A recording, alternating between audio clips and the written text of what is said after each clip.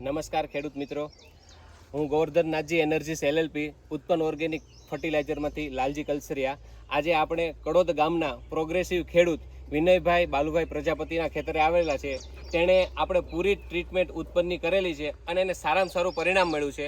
તેનો અનુભવ જાણવા માટે આજે આપણે ખેડૂત પાસે આવ્યા છીએ. તો આપણે ખેડૂતને જ કહીને કે એનો અનુભવ શું છે તે આપણને જણાવે. મેં ઉત્પન્નનું ઓર્ગેનિક મેન્યુર ગયા વર્ષે આ સપ્ટેમ્બરનું પ્લાન્ટેશન છે મારું. એમાં મેં 5 ગુણ પહેલા તબક્કામાં નાખી હતી પાયામાં, અને ત્યાર પછી પારામાં 5 ગુણ પાછી વાપરી હતી. અને એની સાથે કેસરી ફોસ લીધું હતું ને યુમેક્સ પાવર લીધું હતું ગોવર્ધન નાથજીનું જ. હવે મને તો એનું બહુ સારું રિઝલ્ટ મળ્યું દેખાય છે. આ તમે જોઈ જ શકો છો કે શેરડીની ક્વોલિટી અત્યારે કેવી છે.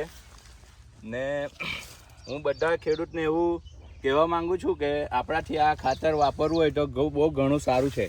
આમાં મેં હજુ છાણિયું ખાતર નાખ્યું નથી એક પણ ગાડી, તે છતાં આનું રિઝલ્ટ તમે જોઈ શકો છો.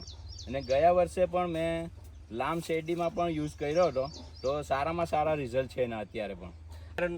આપણે બિયારણનો પ્લોટ બનાવેલો, તેમાં આપણને કેટલું પ્રોડક્શન મળ્યું ફક્ત ઉત્પન્નની ટ્રીટમેન્ટ કરીને? વીઘે 25 ટનનું ઉત્પાદન આવ્યું. વીઘે બિયારણ પ્લોટમાં 6 મહિનામાં 25 ટનનું ઉત્પાદન મળ્યું છે. અને આ ટ્રીટમેન્ટ તમે ક્યાંથી અને કોને દ્વારા કરેલી છે? આ ટ્રીટમેન્ટ મેં શિવશક્તિ એગ્રો બારડોલી દીપકભાઈ ટીકાણીના દ્વારા કરી હતી.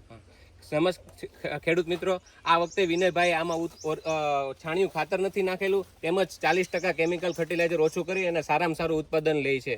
એટલે આપણે વિનયભાઈને કહીએ કે જે હોય તે ખેડૂતોને ભલામણ કરે. હા, આ ખાતર વાપરવું બહુ મારી તો સલાહ એવી છે કે બધા ખેડૂતો વાપરે તો સારામાં સારું રિઝલ્ટ છે.